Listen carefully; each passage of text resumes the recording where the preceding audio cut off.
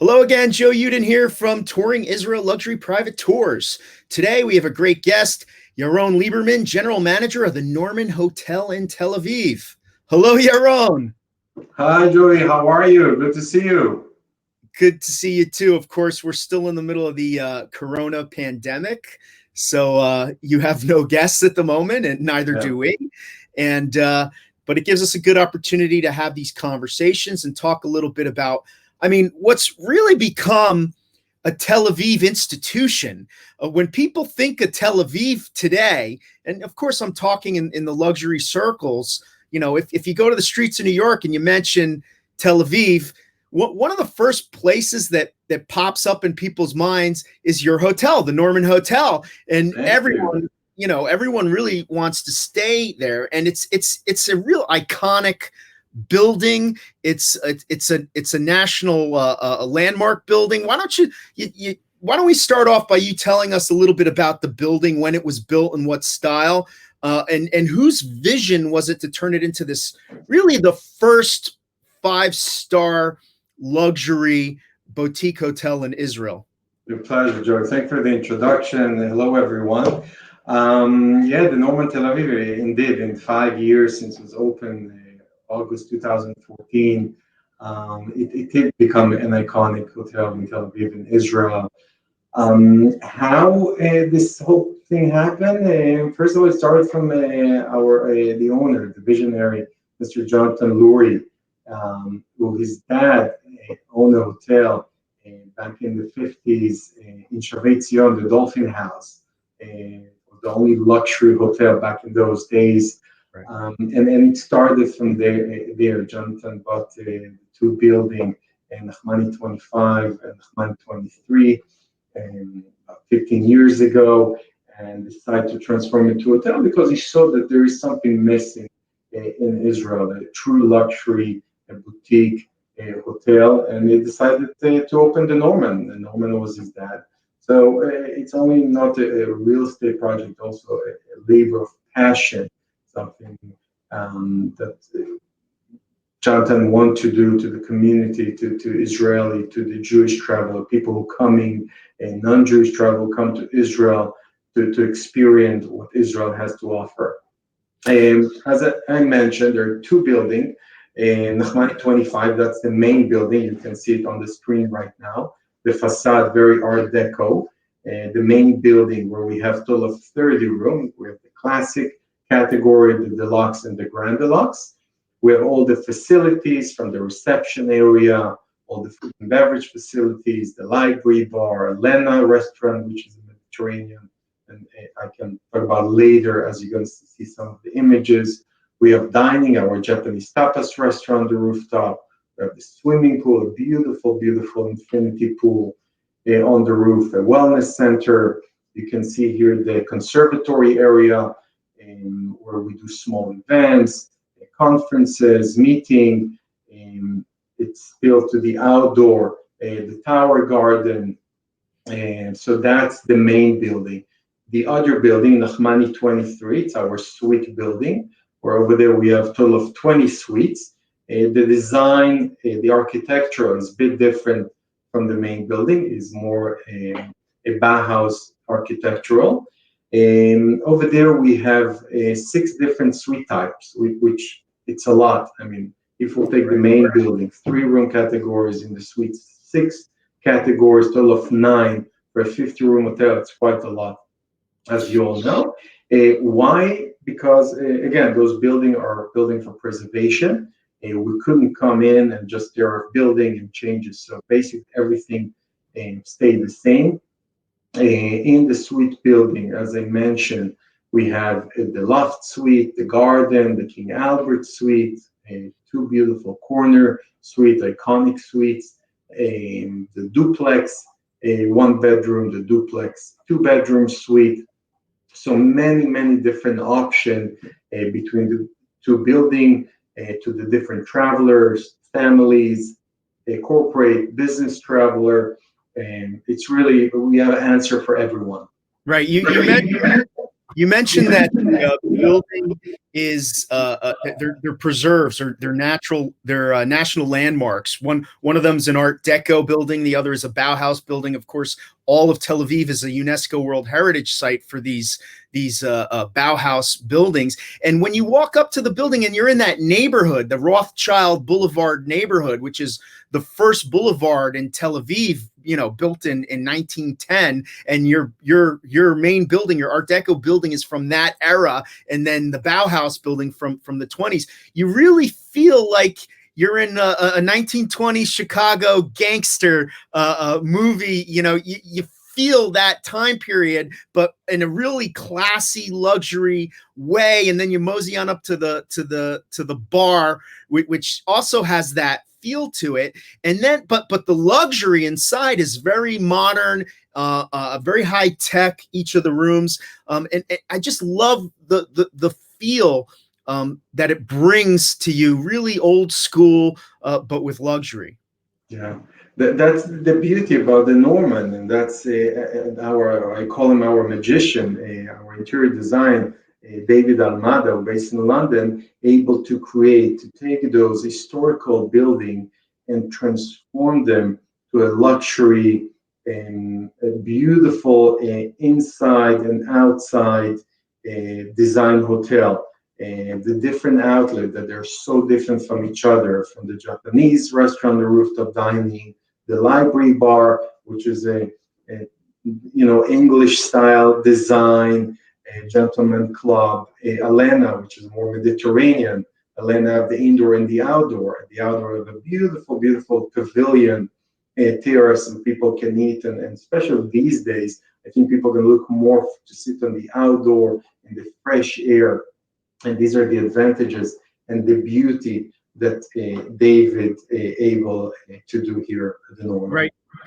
Talking about that, the interior design and the architecture, and I'm looking behind you and I see you have up on the wall covers from Condé Nast Traveler magazine and Travel and Leisure magazine. And I'm a travel specialist for both of those magazines. And I was at a Condé Nast Traveler a couple years ago, a Condé Nast Traveler specialists summit, they call it, where people from all over the travel world come and they talk about trends in the travel world. And there was a famous architect who was the guest speaker. His name is escaping me right now, but someone asked him, what's the future of the hotel business? And this is a room in front of 1,000 people, travel specialists like me, but from all over the world. And he says, my favorite hotel is the Norman Hotel in Tel Aviv.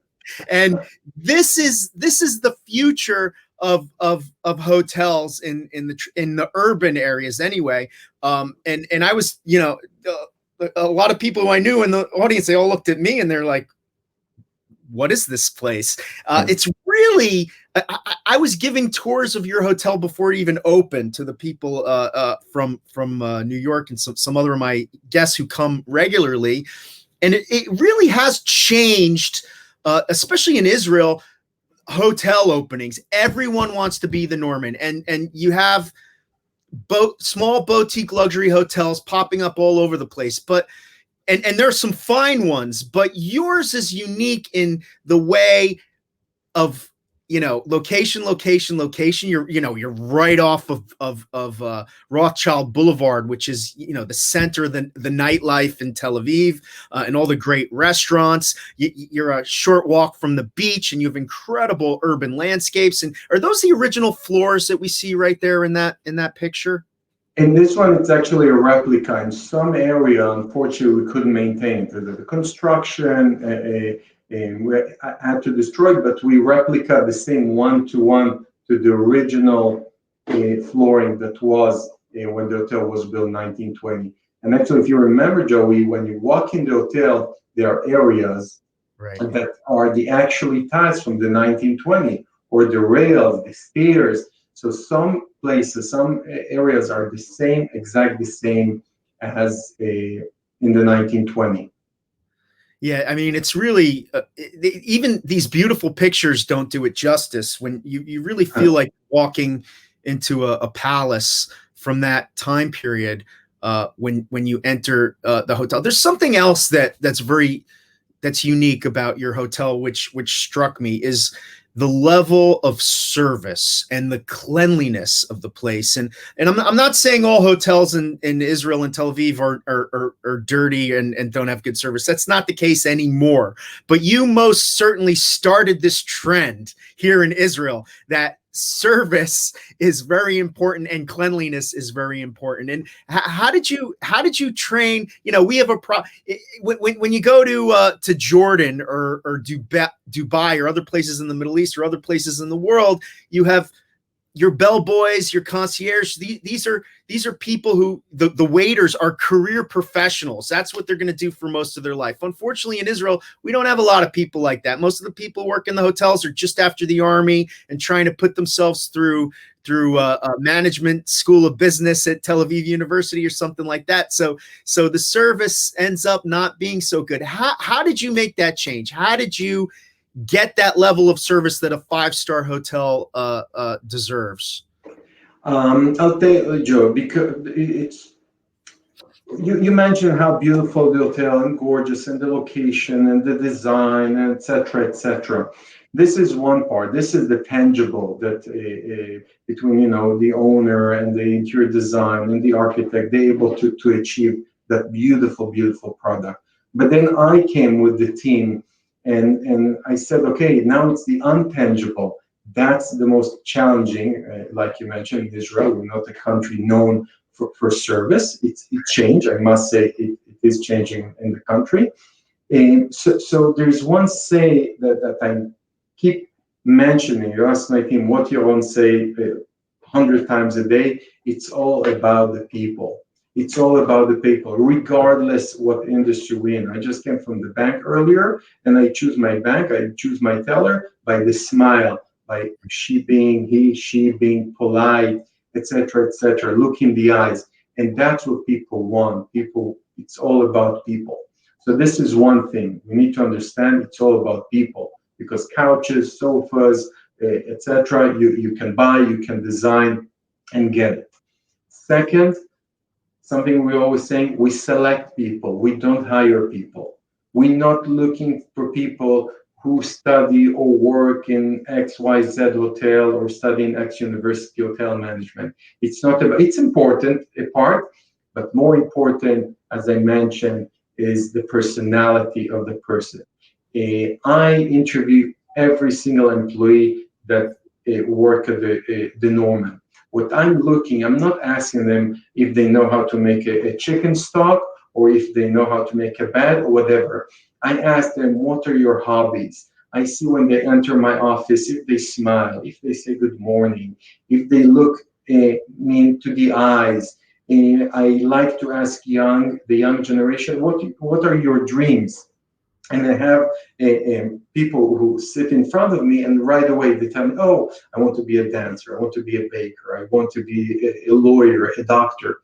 And I know those people who have dreams, who want to do stuff and want to achieve, I can work with them.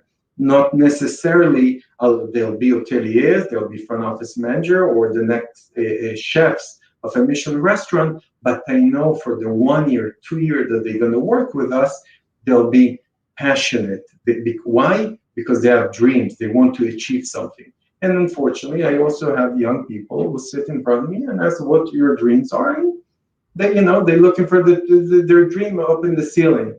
So I know clearly today the dreamers, the people who want to do something with their life, I can work with them. So that's the third factor. And the next one, after we select them, they start to work at the moment, it's the coaching, the training, the shadowing.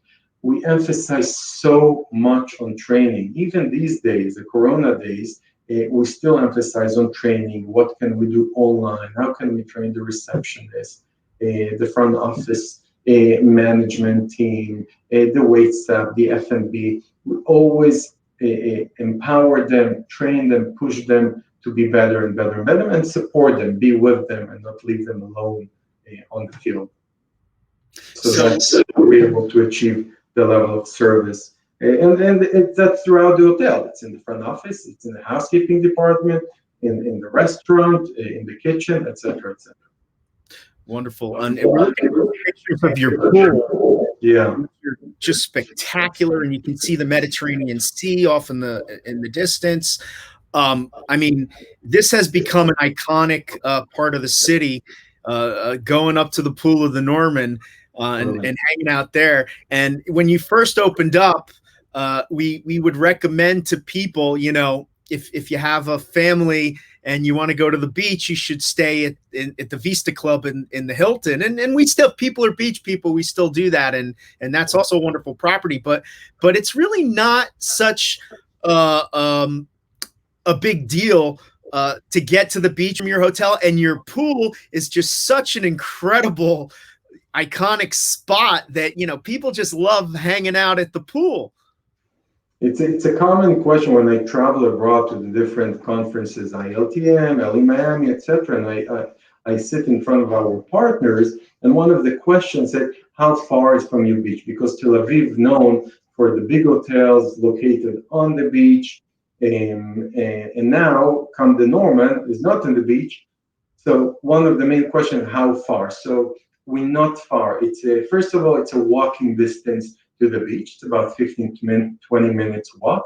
And the walk itself, it's a beautiful walk. I always describe it as the walk itself. You walk through a historical neighborhood, through Neve Tzedek, you can cross the Carmel Market. So the walk itself, those 20 minutes walking, is the experience itself.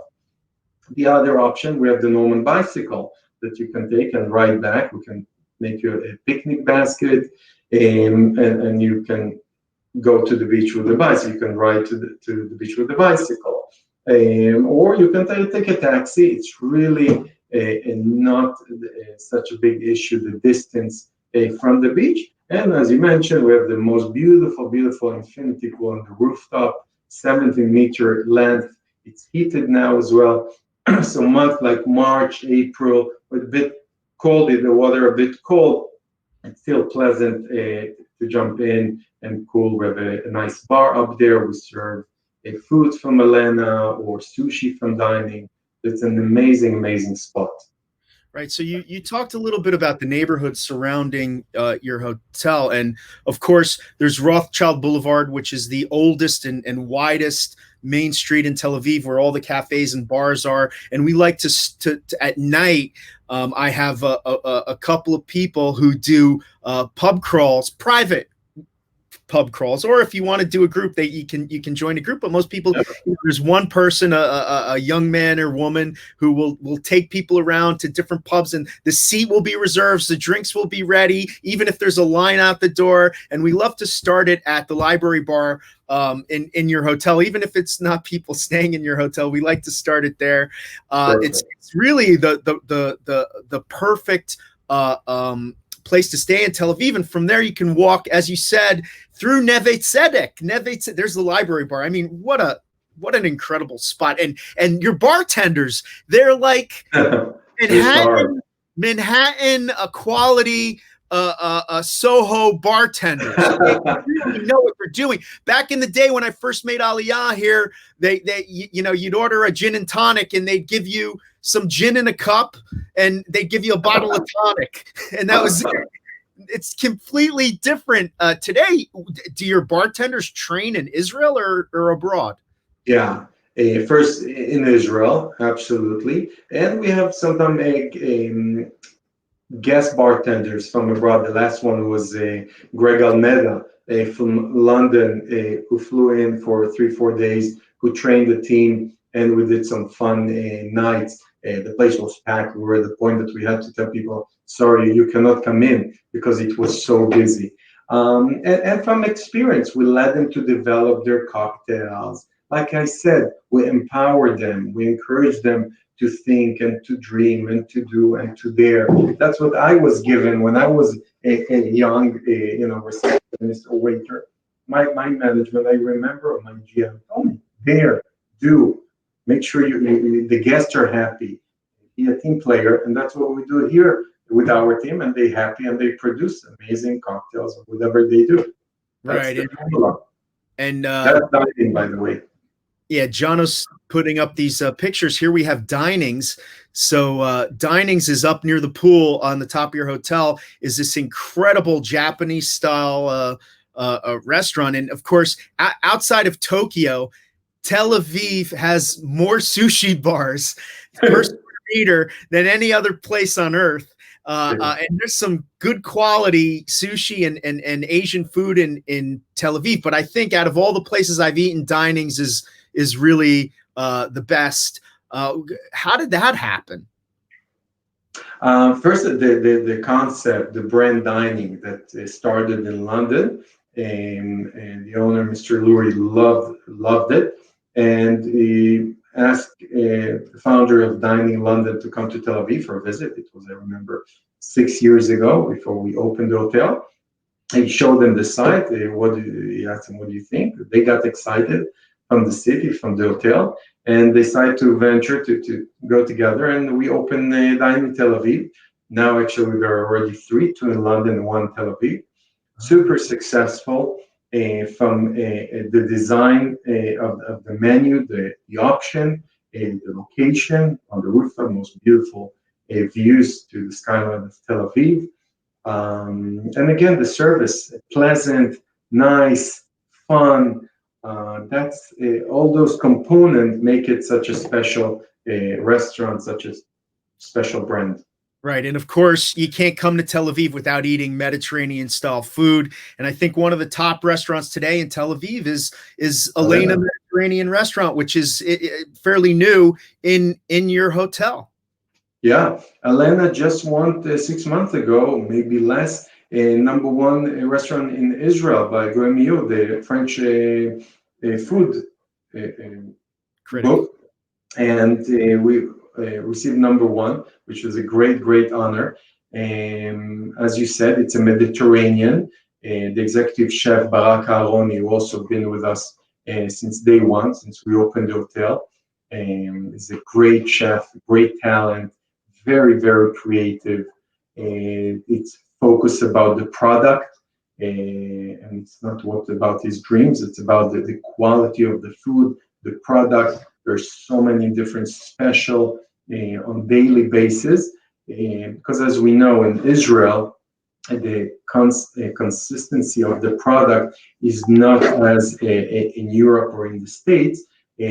For example, seafood, we cannot get year-round the same quality, or even not quality, but the seafood all year round, or special cuts of meat, or a vegetable, or specific vegetable, artichoke, for example. This is the time of year to eat artichoke, a fresh one. You cannot eat artichoke in different times. So Bahar will do dishes with whatever exists in the market during this time, and that's what they make the restaurant so special, so fresh, so yummy. We have some surprises when we're going to reopen around July.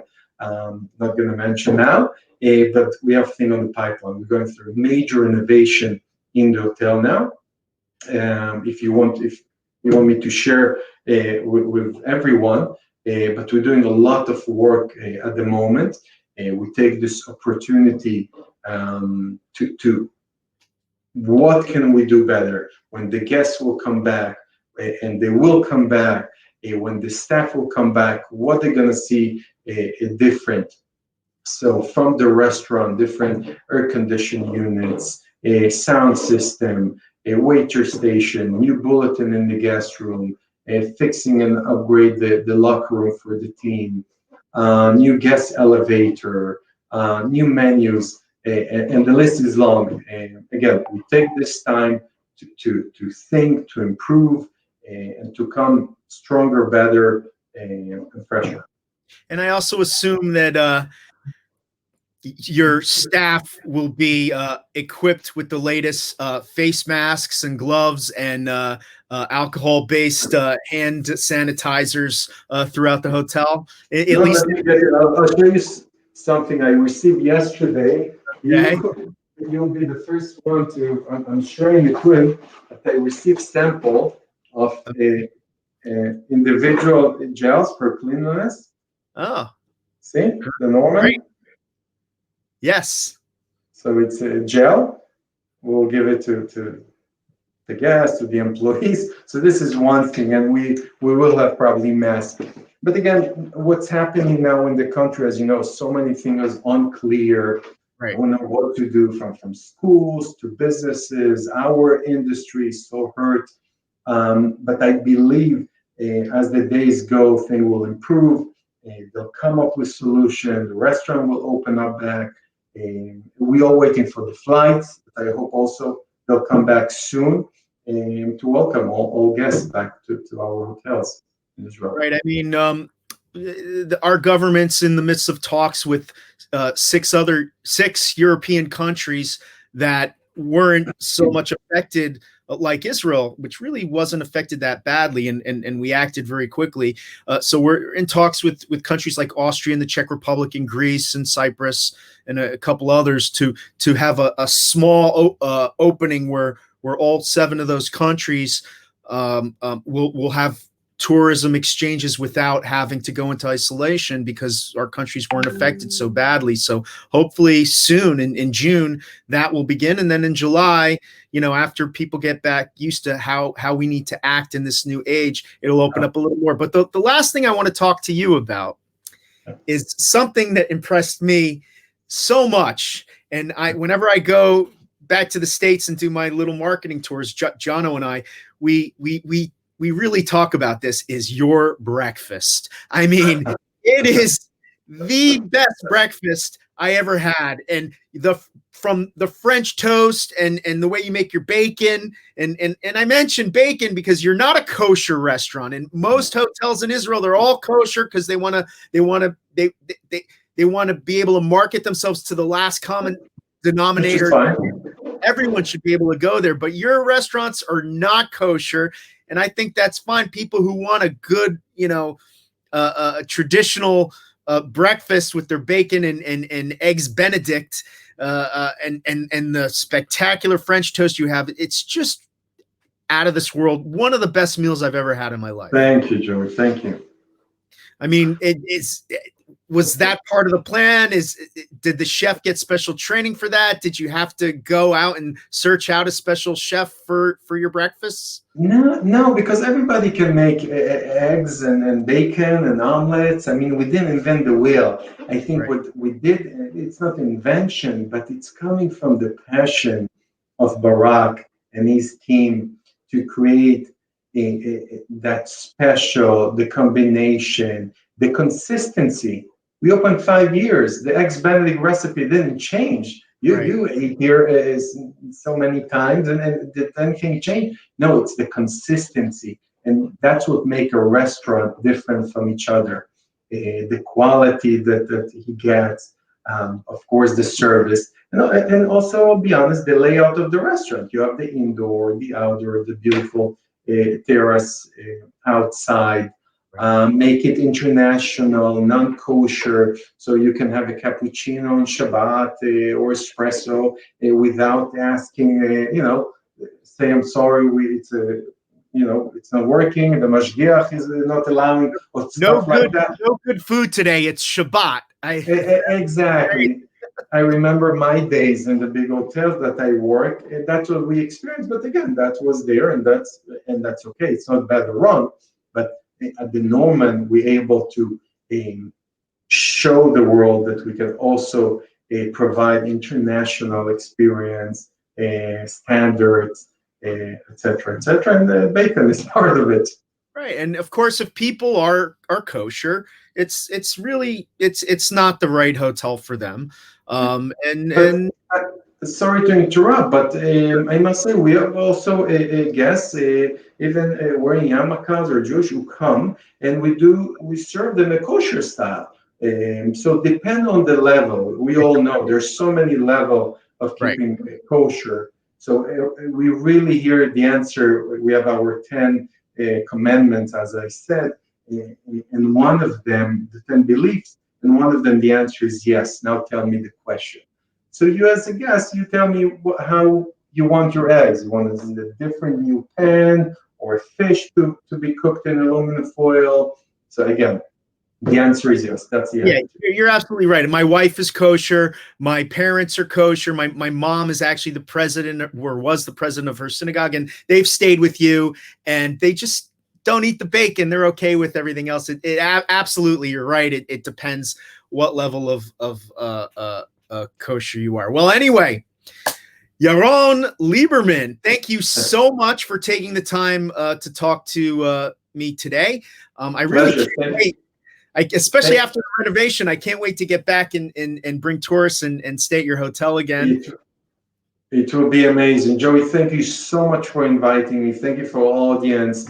We look forward to welcome you all back. We hope you're all healthy and safe. Be positive, be strong, because we will come back. The Norman, the tourism, Israel, the whole world will be come back after this. Yeah, I think you're right. You're absolutely right. Thank you, Yaron. A shout out to John O'Rose behind the scenes, putting those pictures up, making sure everything works smoothly. Wendy Perry, trusted travel expert. Thank you so much. And we will see you again soon. People, subscribe to my YouTube channel. See you later, Yaron. Bye-bye.